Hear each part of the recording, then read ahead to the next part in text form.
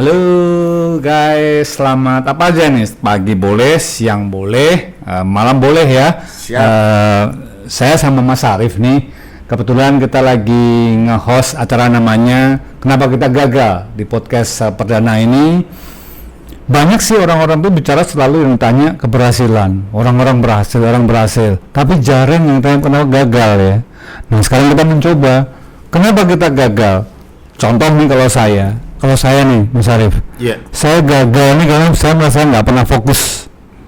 Saya apa-apa pengen ditandangin, apa-apa pengen tak ayai, karena saya merasa apa-apa pengen malu, apa-apa pengen, akhirnya saya nggak fokus dan saya gagal. Bahkan sampai sekarang menurut saya masih gagal. Padahal kalau itu sukses semua keren banget Pak Beng ya. Kalau misalnya banyak Pak Beng ya. Nah, tapi karena saking banyaknya malah bikin nggak fokus dan ini. Kalau saya nggak fokus. Kalau Mas Arif kira-kira apa sih yang membuat Mas Arif? Kalau Mas Arif kan sekarang berhasil nih. Tapi dulu ketika Mas Arif itu gagal, yang gimana yang membuat Mas Arif gagal?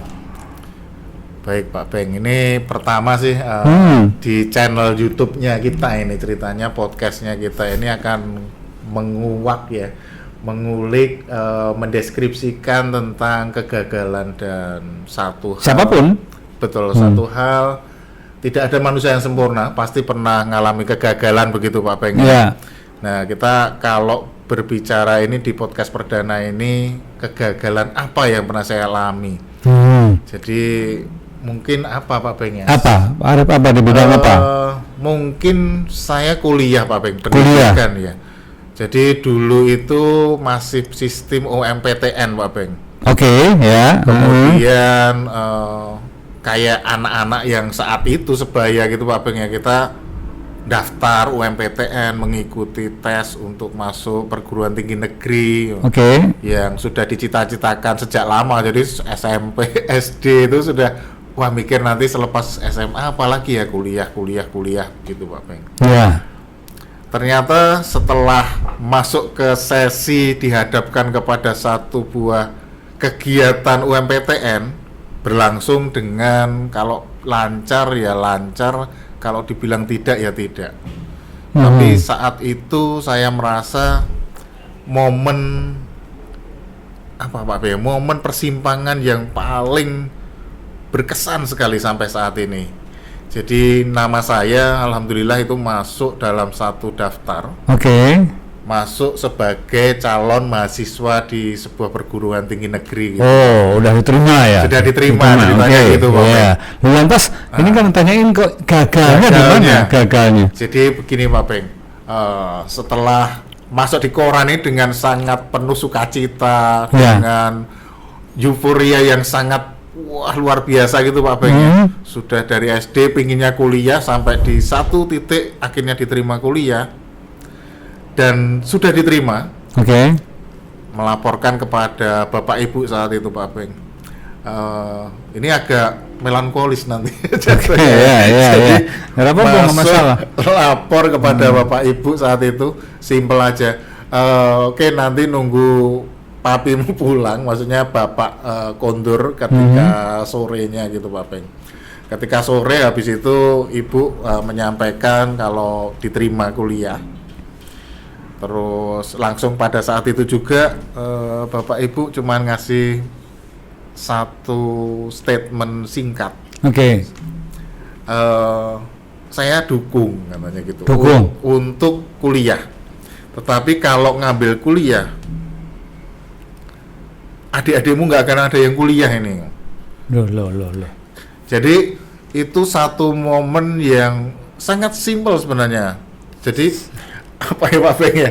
Ini yang diceritakan kalau saya bilang gagal ya, tapi tadi balik kepada inti dari channel kita ini akan membahas tentang gagal. Nah, gagal sekarang gini aja. Tak lebih spesifik Pak. Oke Pak Beng. Gagalnya Pak Arif ketika membuka usaha. Pernah gagal, kenapa gagal? Misalkan Pak Arif tuh pernah punya usaha cleaning service kalau nggak salah. Betul. Nah kenapa gagal Pak Arif? Kenapa tidak berkembang dan dipertahankan? Pak Beng. Melanjutkan sedikit tentang kuliah Pak Beng. Boleh, nggak apa-apa. Kita bebas ya. Jadi setelah selesai akhirnya mengambil keputusan, baik ini tidak bisa dilanjutkan gitu Pak. Itu gagal. Gagal. Oke, menurut Pak Arief itu gagal. Betul. Oke, ya.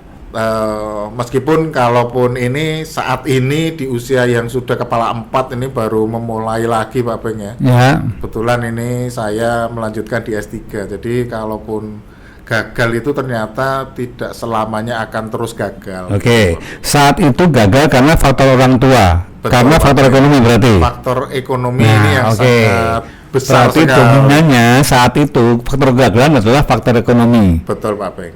Siap. Kemudian kalau yang kedua tadi terkait dengan usaha Pak Beng. Ya, usaha. Baik, tadi kalau secara spesifik langsung menyebut cleaning service. Misalkan. Cleaning service itu kalau bicara tentang cleaning service ini sebenarnya sangat luar biasa ini buat kami ini saat itu Pak Beng.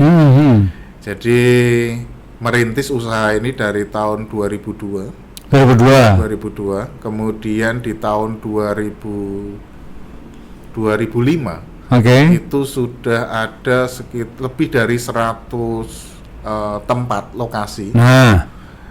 Termasuk apa ya? Rumah sakit itu ya, saya tahu ya. Kemudian ada TV lokal, kemudian kantor-kantor pemerintahan, terutama di Wonogiri dan seterusnya. Ya, sesuai dengan kapasitas penjaringan waktu itu ya. Betul sekali. Ya. Kemudian untuk yang apa ya, bekerja, beraktivitas di cleaning service tadi itu total ada 300-an orang lebih. Sudah 300 orang. Nah, Bre, lihat nih, udah 300 orang ya. Cuman saya pertanyaannya, kenapa kok malah tenggelam? Nah itu. Jadi satu hal Pak Beng, saat itu saya masih di kapal pesiar Pak Beng. Di kapal pesiar. Jadi kalau berbicara fokus, ya tidak bisa fokus. Berarti satu faktornya tidak fokus. Betul Pak Beng. Kedua, apa Pak Beng ya?